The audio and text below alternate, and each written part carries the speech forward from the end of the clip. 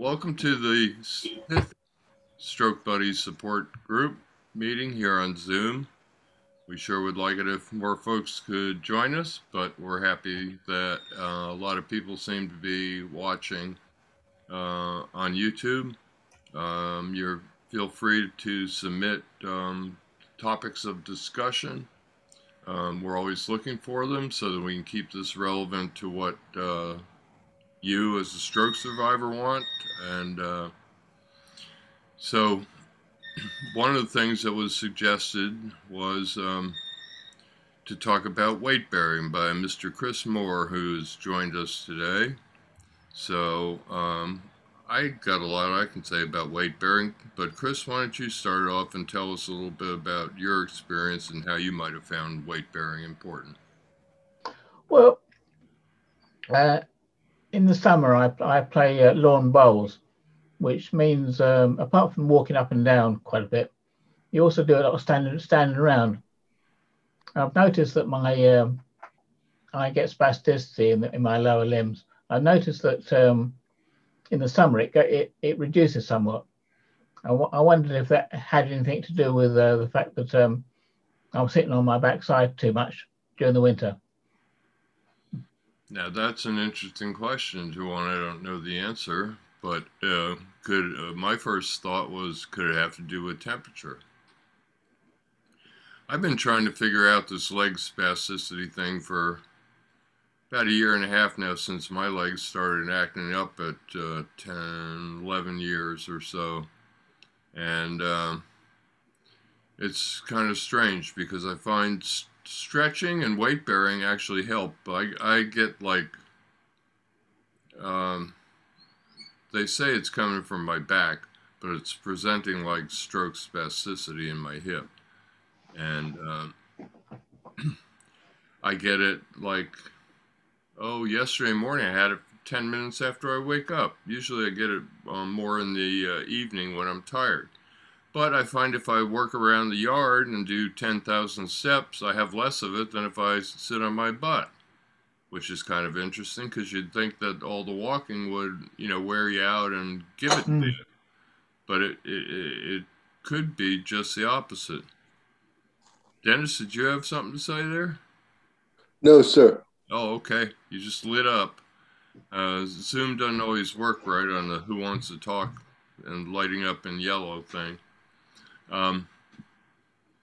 Anyway, I've been trying to study it, see what, kind of connection that there might be so that I can do more stretching if that gets rid of it. It's also funny, it's just my case. I find that when I've got that bad spasticity, I find that deep knee bends or heel raises or going into like a yoga warrior, I put my hands on the counter and put that leg straight out and then twist my foot. I find that exercise or stretching seems to help get rid of it temporarily. One thing I haven't tried, and this would be a good test, and I don't know if it's going to make it worse or better. I guess I'd find out. I've been thinking about, like, every morning when I get up, like, standing on my affected leg and just standing there until I can't. Until I can't stand there, and then time it. See if it gets longer and longer. I bet it would. I had a young guy who I talked to, and he sent me some videos of him standing on his affected leg for 15 minutes at a time. When I went, whoa, pretty good. You bring up a good point, and I would like to direct this toward the correlation between exercising, spasticity, and atrophy. What is the difference between spasticity and your muscles just naturally atrophying? I know that I laid in bed for close to a year, and I didn't call it spasticity. I call it atrophy. You call it atrophy? Yeah, where, my muscles just decayed. Yeah, that's atrophy, where you're not using them and a limb can get smaller. Yes. My left arm is slightly smaller than my right. I don't remember whether it was before my stroke or not. So, but it is. Well, does atrophy lead to spasticity? I don't know. Atrophy comes from pretty much a total lack of movement. Like, you know, you were stuck in bed, weren't you? Well, I could, if I'd moved, I threw up. Yeah. So I didn't move. That's pretty much stuck in bed. Yeah. So that's where you lose the strength in the muscles. I don't know if you lose any connectivity or anything. I didn't have a period like that, so I had spasticity kind of right from the get-go. Probably like a lot of folks. And I found the only thing that got rid of it was when I would get to where I could move through an entire range of motion smoothly without. Once I could do that, once I'd stretched it out, because of course when you can't put your hand over your head, you're trying. Mm-hmm. Once I got it stretched out and could move through the full range of motion, I found that most of my spasticity diminished.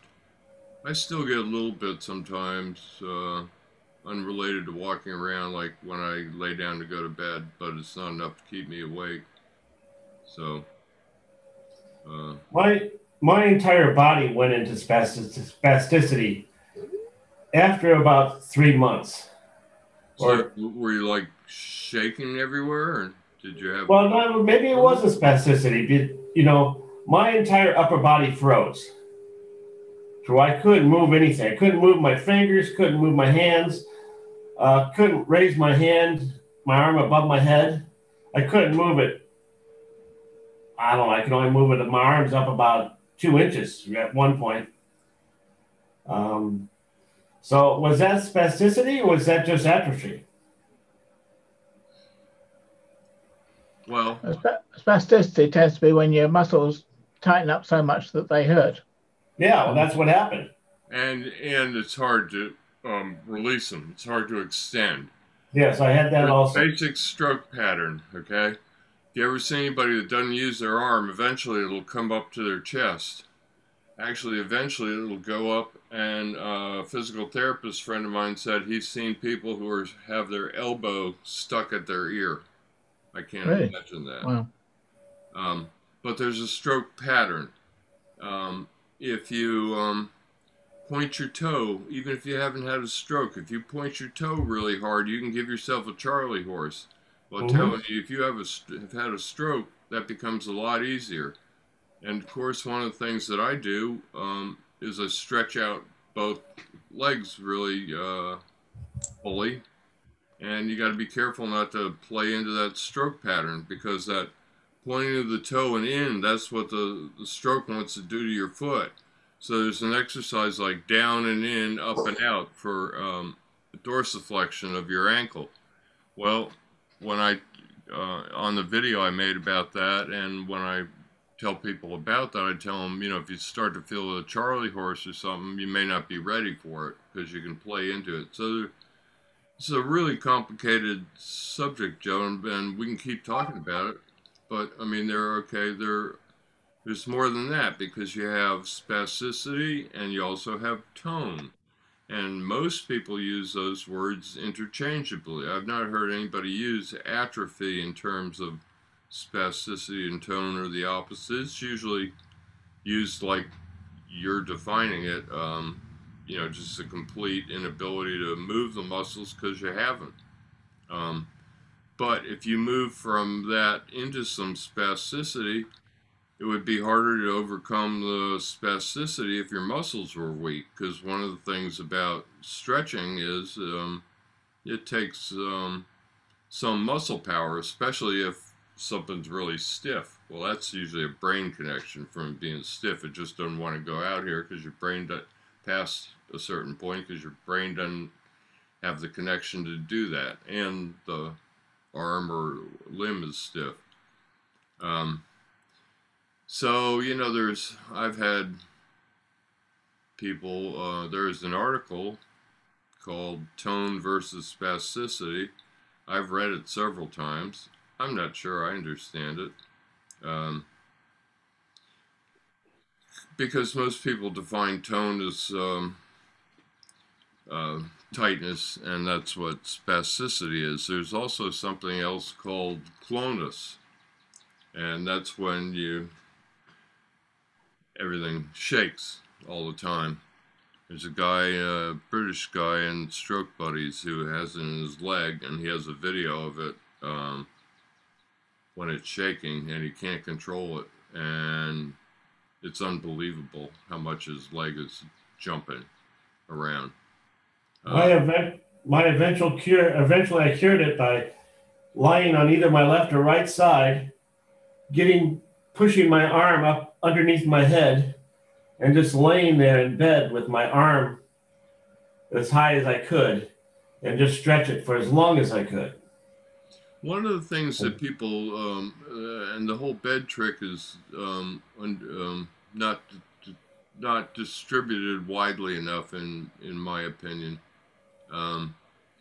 If you can't do something on land, like lift your arm, when you're laying down, a lot of your arm's supported, so all you have to do is kind of drag it across the bed, if you will.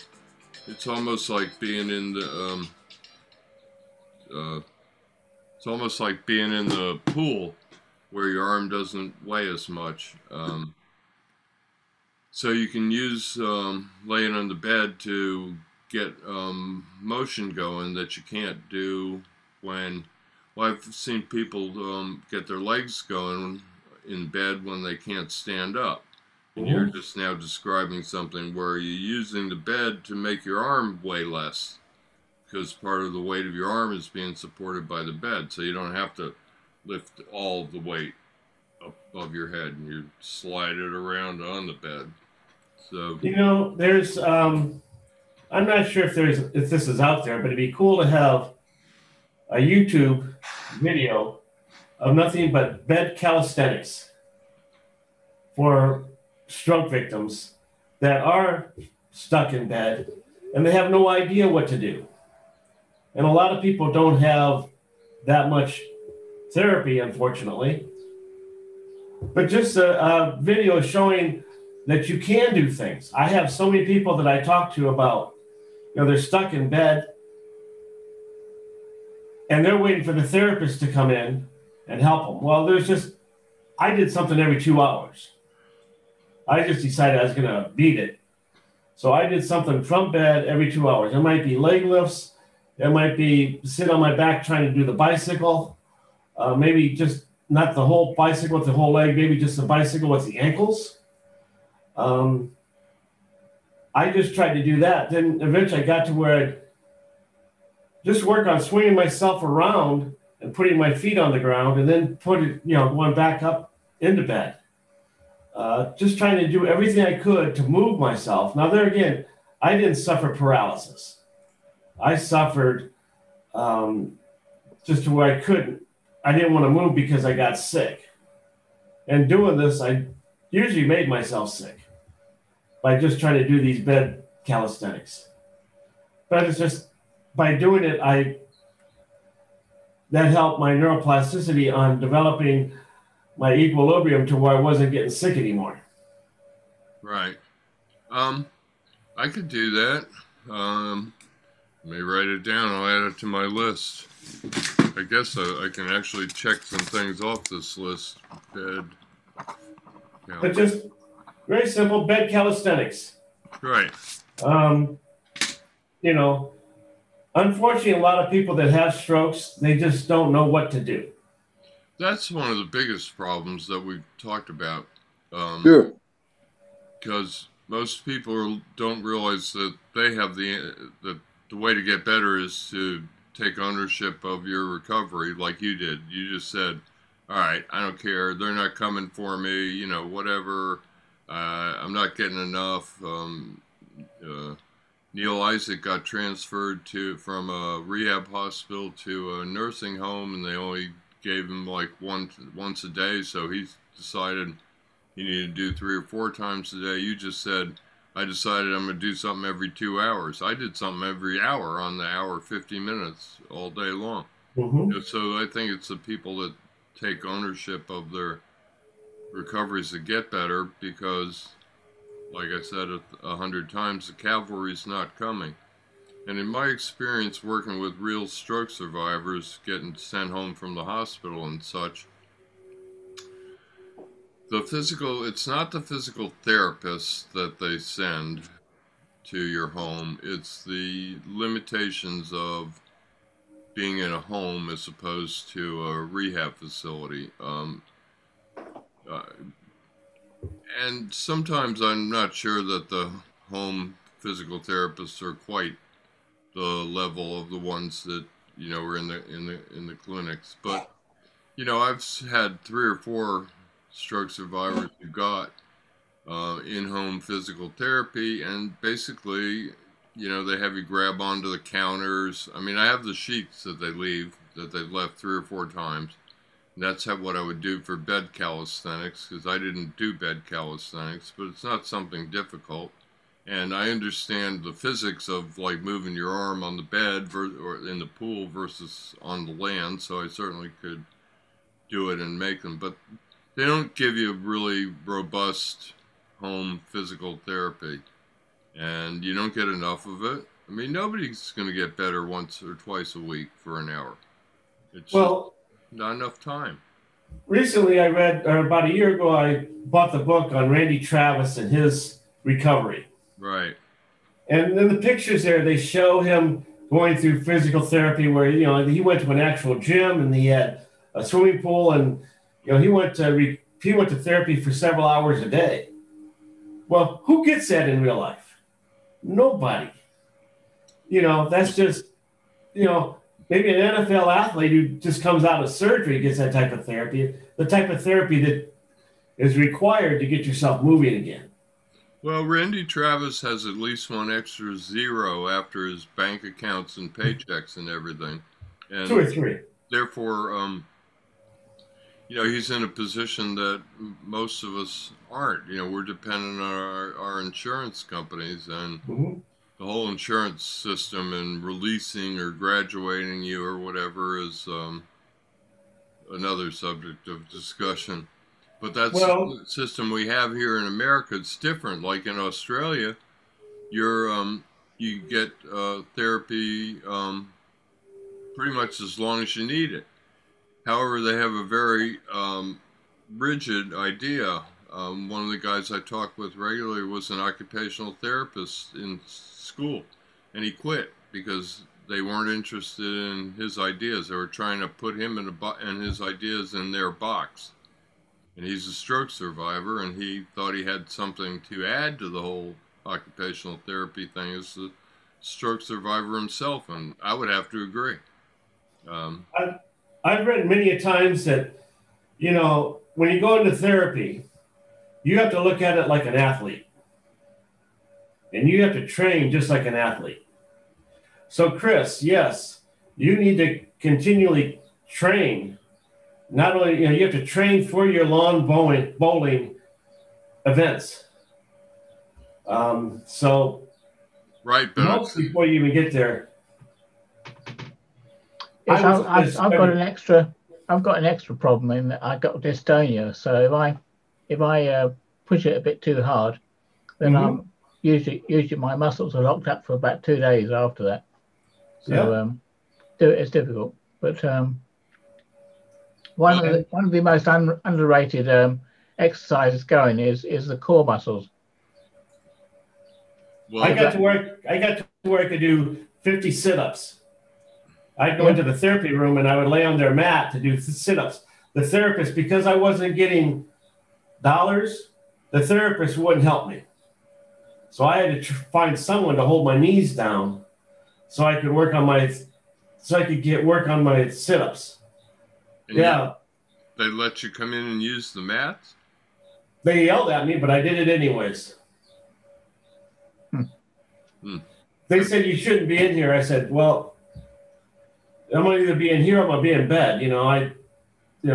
But I go in there and I use the weights and work on weights from the chair, And when I was getting therapy in the very beginning, they'd come in with those rubber bands, and I'd be like this, pulling those rubber bands, and I thought it was like ridiculous.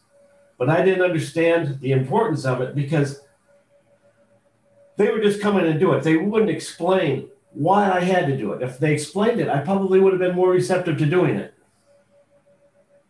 Well, now we're back to another subject that we talk about a lot, getting the most out of your physical therapist. And I have to understand or I won't do it. I flat out told my physical therapist about 3 minutes into the whole thing, I'm one of those people that you have to explain it to. If you don't explain it to me, I'm not going to do it. Because if I don't understand it, I'm just, it's not that I'm stubborn. Well, I am stubborn, but it's not a manifestation of stubbornness. It's like I can't get it into my brain and into the program unless it makes sense to me how to do it, why we're doing it, and how it fits into the bigger picture. Well, as an early stroke patient, not only are you going through all this, but you're in a state of mental fog. So when they come in, they start doing these things, you just don't understand what's going on around you. And you don't, and people say they understand strokes, but no, you really don't until you either go through it or you're close to somebody going through it. You know, there's so many nuances that evolve over the year or, you know, manifest themselves over the year that you aren't aware it's going to happen. Well, and everybody in the rehab hospital and in a conversation we had recently, everybody said, I thought I was going to kick this thing in a month or so. And, after 3 or 4 months or whatever, you were starting to realize that maybe it was a little bigger deal than you first thought. I think part of that's because we don't really want to admit that, it's quite as big a deal or life-changing, or because we equate all that with bad. And so we don't want to admit that it's as bad as it might be. Well, rehab in a low-rent nursing home is really something. I mean, you see these therapists, and I hate to complain about them, but, they're walking these patients. They get these patients up and they're walking with a walker. And as they're walking, they're looking up in the sky, and they're not really engaged with the person trying to help them. I saw this time and time again. I'd go to the therapy room and I acted like I was New Rockney in there. I was, cheering everybody on and, trying to make it a fun time. And the therapist just sort of looked at me like I was nuts. But there'd be a little old lady sitting there trying to use the bicycle, this little, and I'd be cheering her on and saying, come, keep on going, you're doing great. And it did a lot for her mentally, but nobody else was doing that. Well, like I said, one of the people I worked with was in assisted living because she couldn't cook. She had only a couple of things that she couldn't do. When we started working with her, she couldn't do anything. But at the end, there were only a couple things. She transferred on her own, but she couldn't cook, and she needed help showering and getting her pills out because she had ataxia. But anyway, so she was in not a nursing home, assisted living center with everybody 20, 30 years older than her, which is another issue. But they sent in visiting physical therapists, and I have to tell you, none of them impressed me. Exactly. They all tended to be like really young, really wet behind the ears, not a lot of experience, not particularly engaged, not really knowing what to do with a stroke survivor. So you see, Kelly was in assisted living, so what's that physical therapist doing? Getting people to, do basic standing or whatever so they don't end up in a wheelchair. You're dealing with geriatric issues, not stroke issues mostly. So then you have the stroke survivor and you don't quite know what to do with them. And the other thing that they did there, which really annoyed me, and I couldn't get them to stop, I eventually butted my nose in. I couldn't get, what they did was they would come like twice a week starting in January when her Medicare reset. And by around this time, I just talked to her. And they were still doing physical therapy. But by around this time, they've run your Medicare into the ground. And it's just April. Now you get none for 8 months. So I kept telling Kelly to say just once a week, you know, to spread it out further. But she's timid. She speaks a little funny. So she's real timid and wouldn't do that. So I finally went down and they acted like, you know, who are you telling us what to do? So it continues. So they burn up your physical therapy to get your insurance money by April instead of helping you spread it out to, you know, over the year to where it might do you some more good. So I'm part of a stroke group here in my hometown. It's through the hospital. And one of the therapists, they call her a recreational therapist. I had a long discussion with her and also the speech therapist on how they aren't really trained in the correlation between where the stroke happened and then the struggles that the patient has, because there is a direct correlation. You know, with me, it was my cerebellum. So I lost my equilibrium. Nobody in the hospital, they couldn't understand why I was thrown up every day. I don't know. I hardly ever saw a doctor. But the nurses and the CNAs and all these people, they were puzzled because they'd come in and they'd hand me that kidney dish and walk away because they knew I was going to, I had it beside me all the time. But nobody sat down and said, hey, it's the cerebellum that controls your balance, your equilibrium. And I didn't learn that until I joined these groups here on Facebook. That's when I learned that there is a direct correlation between where in your head you had the damage and to what problems you're going to have. Most definitely. The cerebellum also puts the two sides together. So Kelly had a cerebral stroke, so she had a lot of time. She was affected on both sides, if you will. She had a stronger side and a weaker side, but they were both affected. And one of the biggest issues was coordination, because the cerebellum also takes the information from both sides and marries it into movement. And so, yeah, everybody acts like you had a left side ischemic stroke in the frontal lobe. That seems to be what we're all trained for. So, you know, you have a hemorrhagic stroke, and I didn't know this. I guess my first inkling was when I was walking out of the rehab hospital at 3.5 weeks, and then my therapist said, phew. She went, phew, we made it. And I went, what do you mean we made it? And she said, well, you had a right side stroke, and people who have right side strokes and are left side affected are often impulsive. So she said, I've been worried for 3 weeks that you're going to jump out of that wheelchair and fall down. And I said, I'd never do that unless you told me to. She said, yeah, you would if you were impulsive. And apparently you weren't. So not only are there different things, but here I didn't present as impulsive. And it's on the list. So, they make up this list about right side versus left side. I think there needs to be more studying of that and where the stroke occurred.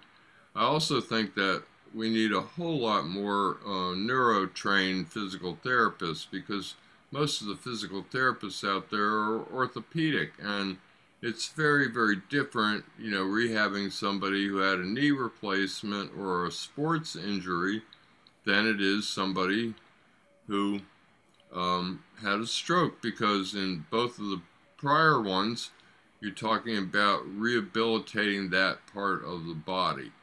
And the brain, of course, is always involved, but not so much. Not like a stroke.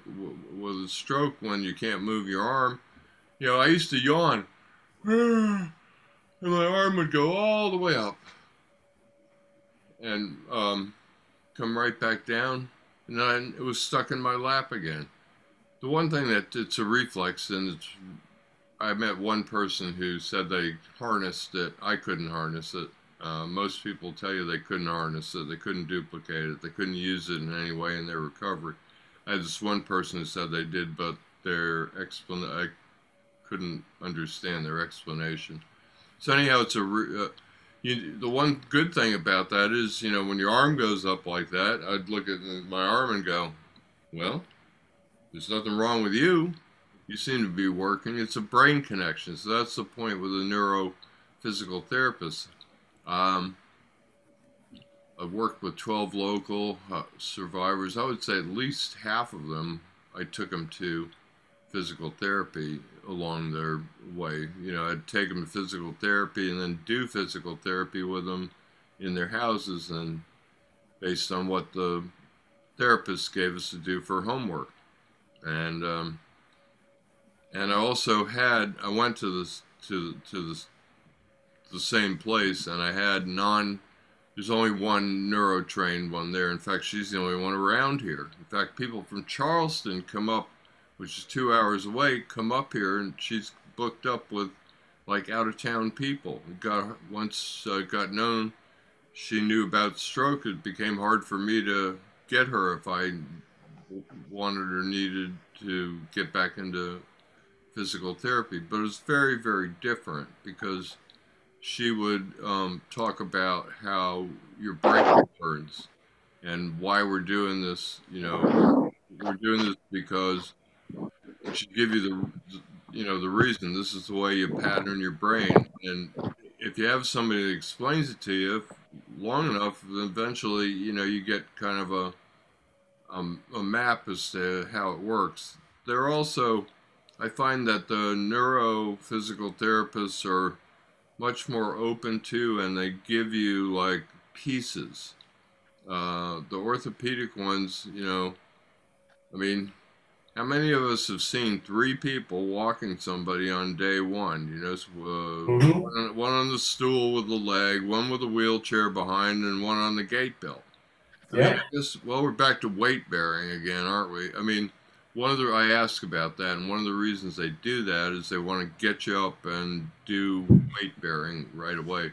But if you look at the walking that's going on, it makes no sense, because you got person who can't lift their leg at all, so you have somebody that's basically manually bending their knee and moving the foot forward.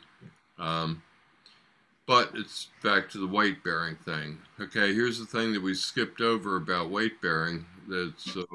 I've been told this by a number of physical therapists and occupational therapists. The thing about weight bearing is that when you put weight on your affected leg, it sends signals to your brain that you want to use it. When you lay in bed or whatever, your brain's not getting those signals. So there's some kind of like wake up messaging going on to your brain from your extremities when you try and use them. I'm told this is the same with your arms. So I did like weight bearing on, I would stand at the railing on the deck. The deck railings are just about the right height, and you can stand there and put your hands on them and lean into them. The kitchen counter is the right height. Somebody asked me about doing them on a footstool on your knees, so I shot a video of that. I don't quite remember why, because most people can stand up before they can get down on the floor and get back up. It's getting back up that's harder than getting down isn't so easy either. But doesn't it make more sense to you? It does to me. Instead of trying to get this person up and weight bearing by having them, walk down to the door in the hall and back, just have them in their room and try to do simpler calisthenics where you're trying to get them to bear their weight right next to their bed, and then like any athlete or any trainer, good physical trainer will teach you, you start small. You start small, start simple, and build from there. I just had an idea. I built a set of parallel bars standing frame for somebody, and I took it to their house because they were going to have at-home rehab because they were so badly whacked they couldn't it was really hard to transfer into a car and, get him to rehab. So I'm just thinking, and I've given 3 or 4 people those. I had one who kept falling out of bed, and to be honest, I got tired of getting the calls at 4 o'clock in the morning to, come get her up off the floor. So I got one of those Drive medical things that goes under the bed. It's got a strap and it keeps you from falling out of bed. You can also use it to like get up out of bed to use a portable commode in the middle of the night, which is what she did. So I'm just thinking, what if you could build some really simple little thing that's strapped to the bed? The Drive thing goes around the box springs, so it gives you can't pull it out or pull it over. So there's got to be some way to attach it to the bed, put it under the mattress. Of course, every hospital's got different brands of those $4,000 hospital beds that move every way known to man. But there's got to be a way that you could actually facilitate that. Make some simple standing device that hooked to the bed, and bingo, you can. They could show you how to do it, and then more importantly, you could get to where you could do it yourself. With Kelly, it took almost a year. We taught her to get out of the wheelchair and get back in by herself safely. And we would do like 5 or 6. There were 2 things I always did with her: the eye exercises, because she really felt that helped, and getting in and out of the wheelchair for a while. We'd do both of them when I arrived and then again before I left. And once she could do that safely, then, we could tell her to do knee stands and, that kind of thing. Give her mat work to do, which is all good for the core. Core came up. Boy, we could do a whole hour on core one day. When people ask me, what is the one thing that, your 13-year-old stroke survivor self would like to tell your newbie stroke survivor self, and the one thing I think of or thought of the first time it got asked to me, and therefore I go back to it, is the importance of core. Nobody talked to me about core. Nobody. That's why I did the sit-ups, because I knew real quick that I was having a hard time walking because my core was weak. Well, yeah, even things like getting in and out of a car, you need the core, don't you? Yeah, you need your core for everything. So, I mean, that's what I wish. It all starts from the gut. Pardon? It all starts from the gut. All movement starts from the gut. Okay, so I have a cousin who is a chiropractor and acupuncturist, and in California, and he's my age. Well, he's a year younger than me, so he's 70. He's got a body of about a 35-year-old. He does yoga and he can bend himself into pretzels and everything. So we were talking about this importance of core, and I was trying to get rid of my little bitty hip dip from, leg weakness. Why is that hip dip? Well, the hip dip's because your core is weak. I kept working on the upper leg strength. So he showed me something that he went and did and demonstrated. I did a version of it in front of him, but not anywhere near like he did. And he called it transverse abdominal walking. Okay, so you have these muscles, I have to stand up, down in your core that go all the way across. So they go it's the transverse part. And he actually, I watched him. He got into a certain position and engaged those muscles and then started moving his feet. And it was really, really smooth. And I could see how, if I could do that, of course, I haven't been able to do it yet, but he was, talking about how when he works with his gait patients, and he has gait patients that go beyond just stroke, but he also had stroke patients, that he always focuses on core. Okay, so if we're going to talk a little bit about this, people out there are going to go, well, they talked about it, but they didn't, say anything about what you could do for core. Okay, so what kind of exercises can you do for core? Sit-ups work. I do bridges, which are basically where you get on your back and raise your butt. I do one-legged bridges with my affected leg. That's when you come up on one and you put your other leg out straight. I put it up in the air, my strong leg, and what else do I do? Sitting on a balance ball is really good for a lot of things. It engages your core. It's also really good for balance. I'm talking about one of those giant, 24, 30-inch balls. The first thing you can do is see if you can get on it safely. If you can't, don't do it, because they can be dicey. It's not a beginner's thing. Getting on your all fours and putting your arm out and or your leg out. Yeah. Or do both at the same time. Right. Yeah. So you just got two on. That's a good one. Some people call them bird dogs. Yeah, I have the three that we always use with people like Kelly. She couldn't roll over. She couldn't get on all fours. She couldn't transfer. She couldn't hold her head up. Her neck muscles and core muscles were that weak. So one of the things that people are really bad is start them with rolling. Just literally where you learn to turn your head and shoulders and hip. And sometimes in the beginning they gotta throw them to get going until you learn, to keep going and actually roll.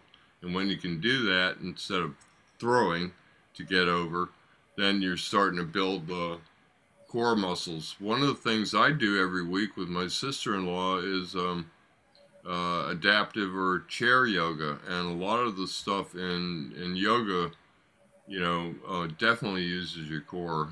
Yoga definitely recognizes the importance of core.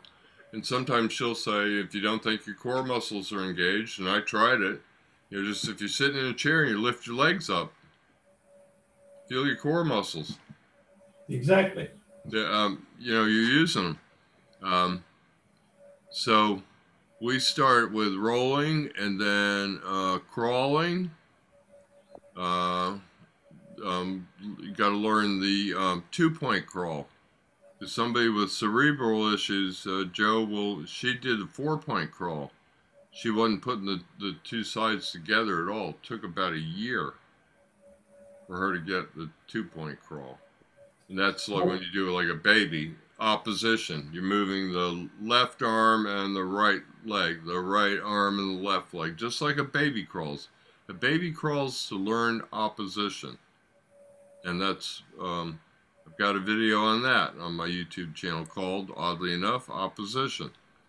And so that's crawling. Then once you can get on all fours and crawl, you can do, Chris, they call those here anyway, or a lot of people call them bird dogs, I guess, because you're pointing with one hand and you got your other leg up. So yeah, that's right arm, left leg, left arm, right leg, and you switch back and forth. They're very good for core. They're also good for balance.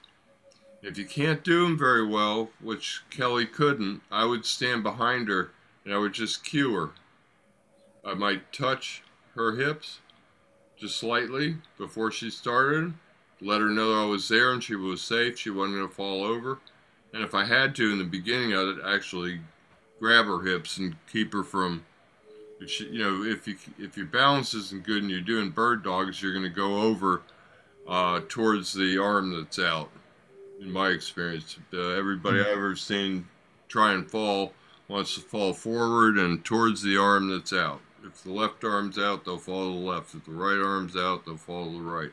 They generally are going to fall when they're on their affected limb and they have their strong limb. They're going to fall towards the strong side because the affected limb can't do its job. I haven't seen too many people on their strong limb fall towards the affected side. You can. Ralph, when you said chair yoga, I'm thinking how beneficial would be bed yoga. You know, different yoga moves that you could do from bed for a stroke patient who's not really ready to get up and walk yet. Right. That's one of the problems I have with my videos. I make a video and somebody says, well, I can't get on the floor. Okay, so, well, here's how you get out of your wheelchair. Well, I can't get back in. Okay, here's how to get back in. You know, if I start too high a level, they'll all go, but I can't do that yet. But, you know, when you're a new patient and you can't move, but, you know, and you're just laying there and you're getting worse by the day, what can you do while you're laying there? Yes, weight bearing is probably very important, but that's not everything. Well, you know, here's the thing.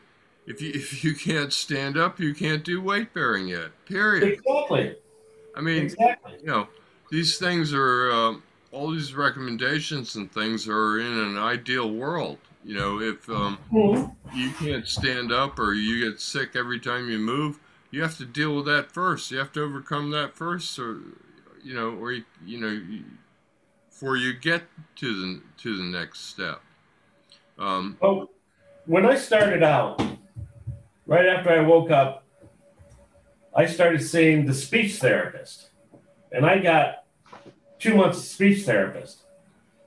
And she said that I couldn't swallow because my esophagus wasn't closing fast enough when I went to swallow. So I wasn't able to swallow. So I was on a feeding tube for over 10 months. Because they said I couldn't swallow. Well, I could swallow just fine. The problem of it is when I did swallow, as soon as it hit my esophagus, I threw up. So that was the problem. It was all to do with my equilibrium. And I had 2 speech therapists. And the one lady, actually, I just told her to go away because, you know, she was not helping at all. But they didn't understand what my problem was. You know, both of them said it was my esophagus not closing fast enough. Well, see, that's plenty fast. That's a standard thing. You know, I had my stroke on Friday. I would not recommend that to anybody because the speech therapist who could give the swallow test was gone for the weekend. So they didn't feed me until Monday. I was about starved to death. I mean, I had a stroke, but that didn't mean I didn't want to eat. And I had no swallowing issues. Here's the thing I find with medical professionals. And, boy, I sure wouldn't say this at an AMA convention or something, but so many of them just go for they treat you like, well, when somebody has a stroke, there's certain things that they expect. But other strokes don't present that way, and we're all individuals. So they tend to me, though, to pull out the standard answer. Okay, so that's what happened to you, I think. Okay, the standard thing says this guy shouldn't be able to swallow. So if he's having throwing up, they went to the swallowing issues. It's really your balance issues that are causing the throwing up. So I find that they tend to get out the stock answer, and the stock answer doesn't always fit us. And they're only about 10% of the therapists and medical professionals I've run into. They're really intrigued by you as an individual case. Right. And you have. I think we all realize there are textbook savvy therapists, and then there are practical, experienced therapists that have, you know, recognize that everyone's different. And the thing that always annoyed me about some of them, and I too don't want to say this at an AMA conference, but is, you know, they may be extremely savvy in the physical aspects because, you know, that's the science they understand.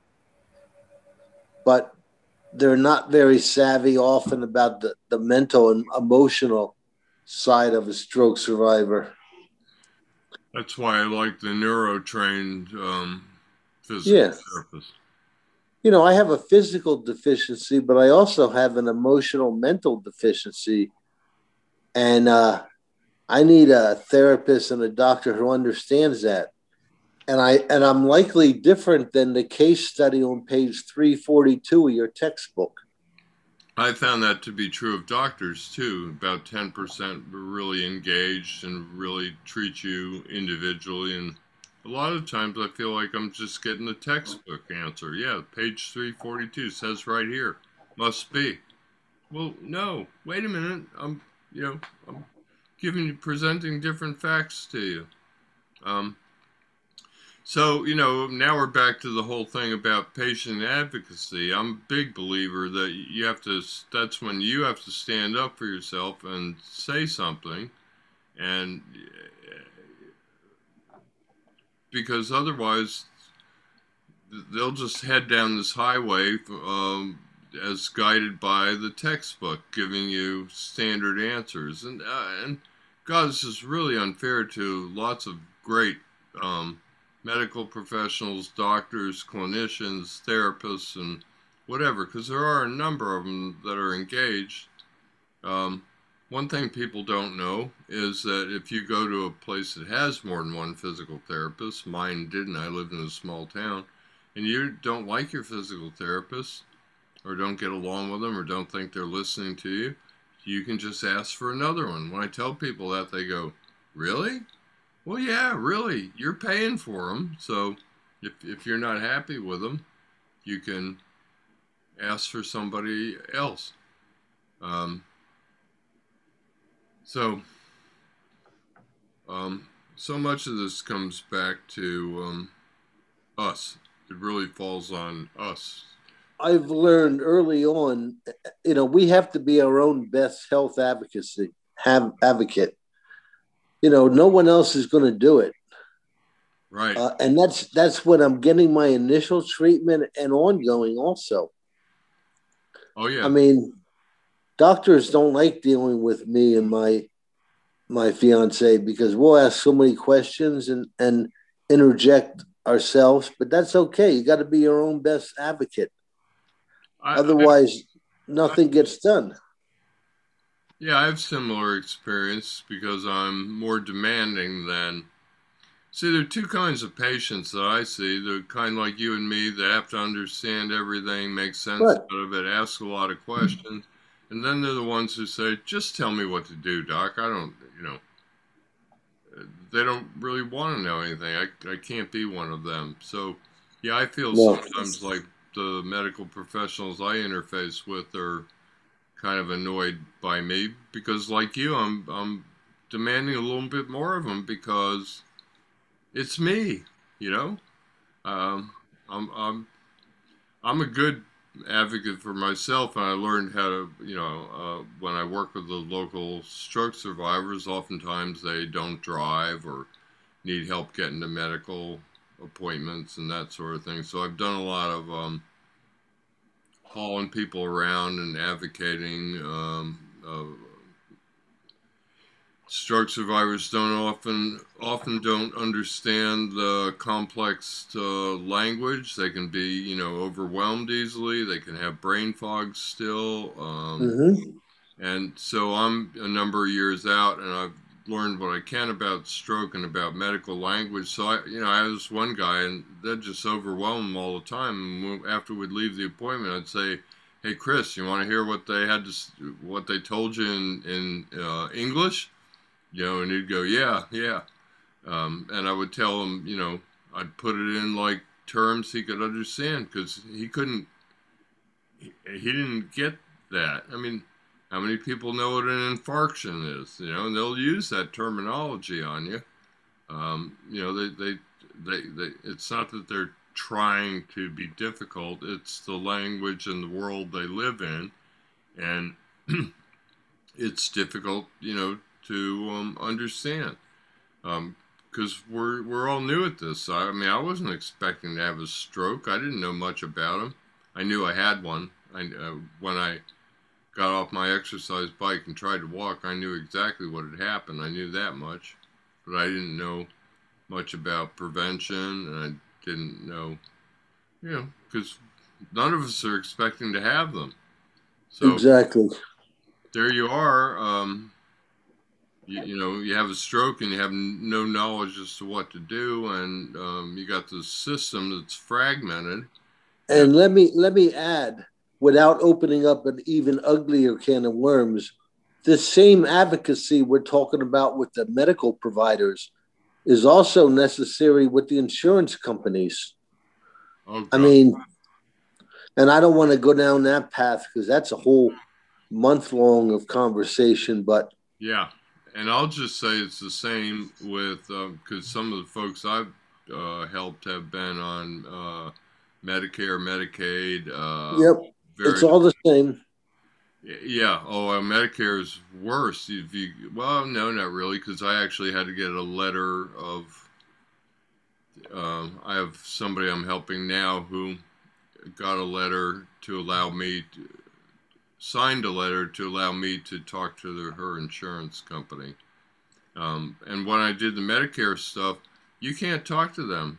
I mean, you can't get like a blanket thing. I got a blanket letter in this other case to talk to her insurance company, but with Medicare, mm-mm.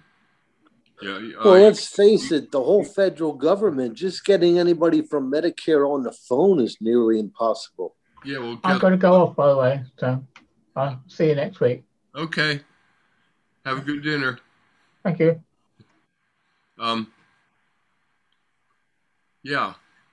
Um, Yeah, nobody's working right now.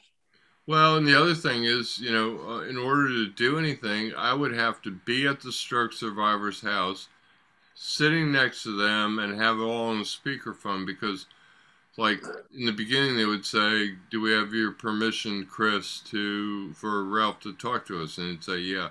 Well, about 5 times during the conversation, they would ask again. So, you know, you have to schedule a time where you think you're going to be able to get them, have a stroke survivor present, be there at their house, be on speakerphone, have infinite patience when you don't get what you want and you have to call back and you realize you have to do it all again. Um, so, yeah, it's a bit of a maze and a jungle out there, but there isn't anybody else who's going to do it for you. I've said this all the time. Right. Cavalry is not coming. And people actually think that their doctors think about them after they walk out of the examination room. And no, they don't call your other doctor to discuss your case. That was in the 1950s. Gone. You know, we have a much more fragmented system that doesn't work together. And now we're off on that subject again. That's the thing Right. about these subjects is, you know, we can pick a subject, you know, like talk about like core or whatever, and everything gets into something else It virtually. all blends together. Yeah. So here we are talking about You know,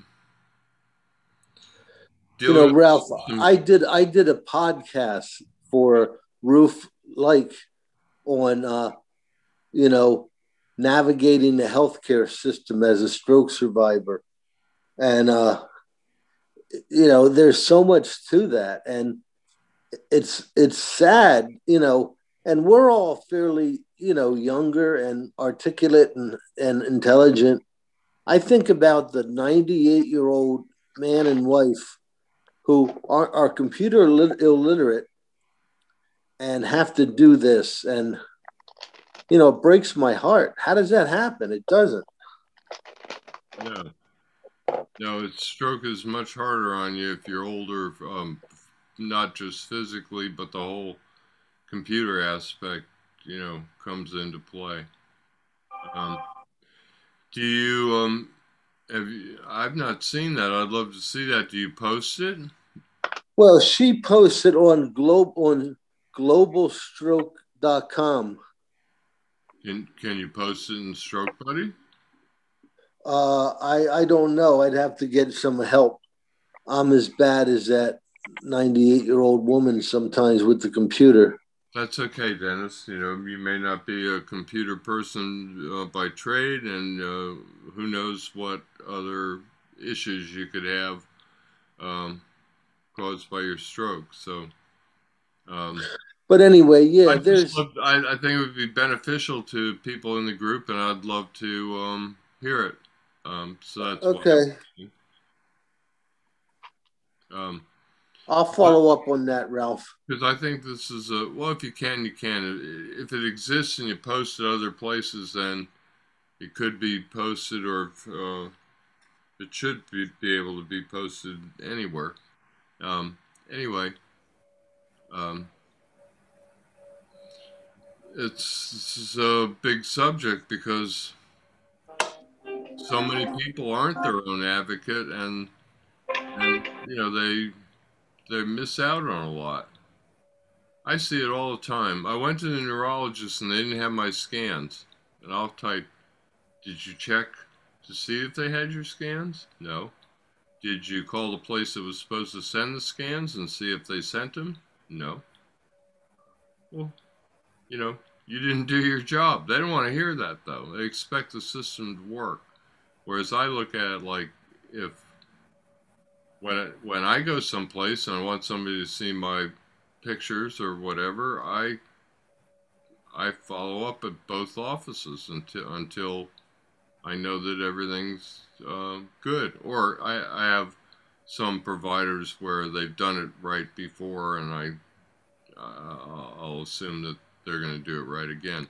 But you know, people get annoyed at the system, and yeah, the system is broken, but if you know the system's broken, it kind of falls to you to make sure it isn't broken for you. Exactly. So I'm big on patient advocacy. I'm big on getting the most out of your physical therapist. I know, gosh, if you tune in regularly, you keep hearing me say these things, but they're incredibly important. It determines what you're getting back out of the healthcare and therapy systems.